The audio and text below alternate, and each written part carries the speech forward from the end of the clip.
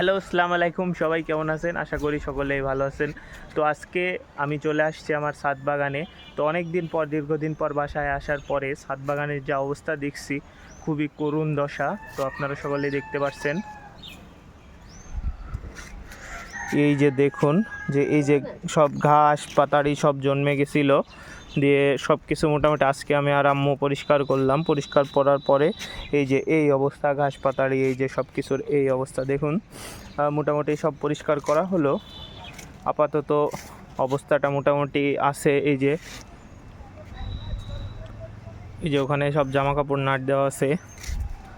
আপাতত আমাদের ছাদ বাগানের অবস্থা এই। তো প্রতিটা ফল টল পরে আপনাদের অন্য ভিডিওতে দেখানো হবে। আপাতত এইগুলাই দেখুন। তো এই যে ফাইনাল অবস্থা ছাদ বাগানের। এই যে অনেকগুলা ফল হয়েছে, সব কিছুই আপনাদের দেখানো হবে ইনশাল্লাহ।